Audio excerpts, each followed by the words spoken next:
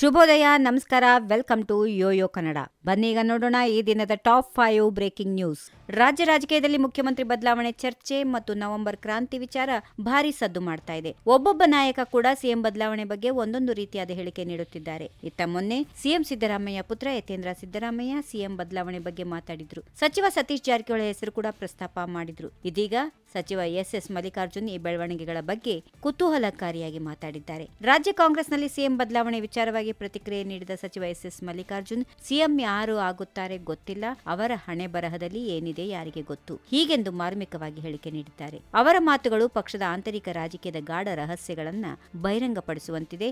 ಈ ಹೇಳಿಕೆಯು ಕೇವಲ ಸಿಎಂ ಸಿದ್ದರಾಮಯ್ಯ ಅವರ ಸ್ಥಾನಕ್ಕೆ ಸೀಮಿತವಲ್ಲ, ಬದಲಿಗೆ ಬಿಜೆಪಿ ನಾಯಕರಾದ ಬಿಎಸ್ ಯಡಿಯೂರಪ್ಪ, ಬೊಮ್ಮಾಯಿ, ಜಗದೀಶ್ ಶೆಟ್ಟರ್ ಅಂತವರ ಹಣೆ ಬರಹದಲ್ಲೂ ಏನಿದೆ ಎಂದು ಉಲ್ಲೇಖಿಸುವ ಮೂಲಕ ವಿರೋಧ ಪಕ್ಷದತ್ತಲೂ ತಿರುಗು ಬಾಣ ಹಾರಿಸಿದ್ದಾರೆ.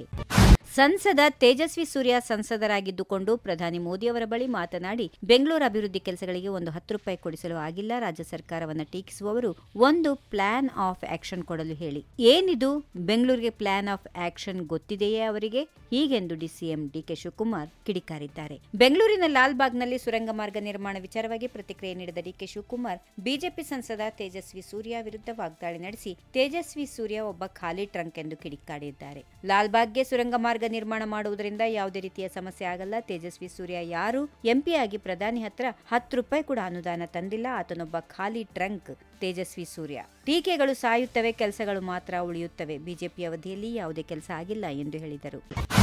ಮೈಸೂರಿನ ಮಾಜಿ ಸಂಸದ ಪ್ರತಾಪ್ ಸಿಂಹ ಹಾಗೂ ಚಿಕ್ಕಬಳ್ಳಾಪುರ ಶಾಸಕ ಪ್ರದೀಪ್ ಈಶ್ವರ್ ತಮ್ಮ ಸ್ಥಾನಗಳನ್ನು ಮರೆತು ಬೀದಿಯಲ್ಲಿ ನಿಂತು ಪರಸ್ಪರ ಏಕವಚನದಲ್ಲೇ ಬೈದಾಡಿಕೊಳ್ಳುತ್ತಿದ್ದಾರೆ. ಇವರ ಕಿತ್ತಾಟ ರಾಜ್ಯದಾದ್ಯಂತ ಚರ್ಚೆಗೆ ಗ್ರಾಸವಾಗಿದ್ದು, ಜನರು ಇಬ್ಬರ ವರ್ತನೆ ವಿರುದ್ಧ ಸಾಮಾಜಿಕ ಜಾಲತಾಣಗಳಲ್ಲಿ ಆಕ್ರೋಶ ವ್ಯಕ್ತಪಡಿಸುತ್ತಿದ್ದಾರೆ. ಇದೀಗ ಇವರಿಬ್ಬರ ಕಿತ್ತಾಟಕ್ಕೆ ಬ್ರೇಕ್ ಹಾಕಲು ಗುರುಗಳಾದ ವಿಶ್ವೇಶ್ವರ ಭಟ್ಟರು ಮುಂದಾಗಿದ್ದಾರೆ. ಈ ಕುರಿತು ಸಾಮಾಜಿಕ ಜಾಲತಾಣ ಫೇಸ್ಬುಕ್ನಲ್ಲಿ ಇಬ್ಬರಿಗೂ ಬುದ್ಧಿವಾದ ಹೇಳಿದ್ದಾರೆ. ಒಮ್ಮೆ ಸಮಾಧಾನದಿಂದ ನೀವು ನಡೆದು ಬಂದ ದಾರಿಯನ್ನ ಹಿಂತಿರುಗಿ ನೋಡಿ, ಕಿತ್ತಾಟವನ್ನ ಇಲ್ಲಿಗೆ ನಿಲ್ಲಿಸಿ ಸಾಕು ಎಂದು ಸಲಹೆ ನೀಡಿದ್ದಾರೆ. ನಿಮ್ಮ ಭೂಮಿ ದಾಖಲೆ ನೀಡುವುದು ನಮ್ಮ 6ನೇ ಗ್ಯಾರಂಟಿ. ಸಚಿವರಾದ ಕೃಷ್ಣ ಬೈರೇಗೌಡ ಹಾಗೂ ಪ್ರಿಯಾಂಕ್ ಖರ್ಗೆ ಅವರ ನೇತೃತ್ವದಲ್ಲಿ ಹಟ್ಟಿ ತಾಂಡಗಳಲ್ಲಿ ವಾಸಿಸುವ ಜನರಿಗೆ ಹಕ್ಕುಪತ್ರ ನೀಡುತ್ತಿದ್ದೇವೆ. ಜನಸಾಮಾನ್ಯರ ಆಸ್ತಿಗಳನ್ನು ರಕ್ಷಣೆ ಮಾಡುವುದೇ ಕಾಂಗ್ರೆಸ್ ಸರ್ಕಾರದ 6ನೇ ಗ್ಯಾರಂಟಿ ಎಂದು ಸಿಎಂ ಡಿಕೆ ಶಿವಕುಮಾರ್ ಅವರು ಹೇಳಿದರು. ಈ ಹಿಂದೆ ಬಿ ಖಾತೆ ನೀಡುತ್ತಿದ್ದರು. ಇದರಿಂದ ಯಾರಿಗೂ ಸಹ ಬ್ಯಾಂಕ್ನಲ್ಲಿ ಸಾಲ ದೊರೆಯುತ್ತಿರಲಿಲ್ಲ. ಆದ ಕಾರಣಕ್ಕೆ ಜನಸಾಮಾನ್ಯರ ಸಮಸ್ಯೆಗಳನ್ನು ಬಗೆಹರಿಸಲು ಎಲ್ಲರಿಗೂ ಎ ಖಾತೆ ನೀಡುವ ಐತಿಹಾಸಿಕ ತೀರ್ಮಾನವನ್ನು ಸರ್ಕಾರ ಮಾಡಿದೆ. ಈ ಕೆಲಸವನ್ನ ನೋಡಿದ ಕೇಂದ್ರ ಸರ್ಕಾರವು ನಮ್ಮ ಅಧಿಕಾರಿಗಳ ಕರೆಸಿ ಇಡೀ ದೇಶಕ್ಕೆ ಮಾದರಿ ಕೆಲಸ ಮಾಡುತ್ತಿದ್ದೀರಾ ಎಂದು ಶ್ಲಾಘಿಸಿದ್ದಾರೆ ಎಂದು ಸಿಎಂ ಡಿಕೆ ಶಿವಕುಮಾರ್ ಹೇಳಿದರು. ರಾಜ್ಯದ ಜನತೆ 136 ಸ್ಥಾನ ನೀಡಿರುವುದು ರಾಜ್ಯ ಕಾಂಗ್ರೆಸ್ ಸರ್ಕಾರಕ್ಕೆ. ಆದರೆ ಕೇಂದ್ರ ಸರ್ಕಾರದ ಬಳಿ ನಾನೇಕೆ ಅನುದಾನ ಕೇಳಲಿ ಎಂದು ಕೇಂದ್ರದ ಬೃಹತ್ ಕೈಗಾರಿಕೆ ಮತ್ತು ಉಕ್ಕು ಖಾತೆ ಸಚಿವ ಎಚ್ ಡಿ ಕುಮಾರಸ್ವಾಮಿ ಹೇಳಿದ್ದಾರೆ. ಸುದ್ದಿಗೋಷ್ಠಿಯನ್ನ ಉದ್ದೇಶಿಸಿ ಮಾತಾಡಿದ ಅವರು, ಕುಮಾರಸ್ವಾಮಿ ಅವರು ಪ್ರಧಾನಿ ನರೇಂದ್ರ ಮೋದಿ ಮುಂದೆ ಅನುದಾನ ಕೇಳಲ್ಲ ಎಂದು ಮುಖ್ಯಮಂತ್ರಿ ಸಿದ್ದರಾಮಯ್ಯ ಹೇಳಿಕೆ ನೀಡಿದ್ದಾರೆ.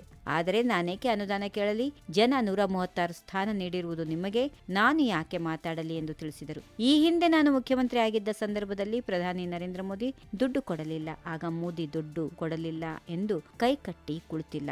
ಪ್ರವಾಹ ಬಂದಾಗ ಕೊಡಗಿನಲ್ಲಿ 1000 ಮನೆ ಕಟ್ಟಿಸಿದ್ದೇನೆ. ಇವರಿಗೆ ಅಂತ ಯೋಗ್ಯತೆ, ಇಚ್ಛಾಶಕ್ತಿ ಇಲ್ಲ ಎಂದು ವಾಗ್ದಾಳಿ ನಡೆಸಿದರು. ಈ ವಿಡಿಯೋ ನಿಮಗೆ ಇಷ್ಟವಾದಲ್ಲಿ ಲೈಕ್ ಮಾಡಿ, ಶೇರ್ ಮಾಡಿ, ಸಬ್ಸ್ಕ್ರೈಬ್ ಮಾಡಿ.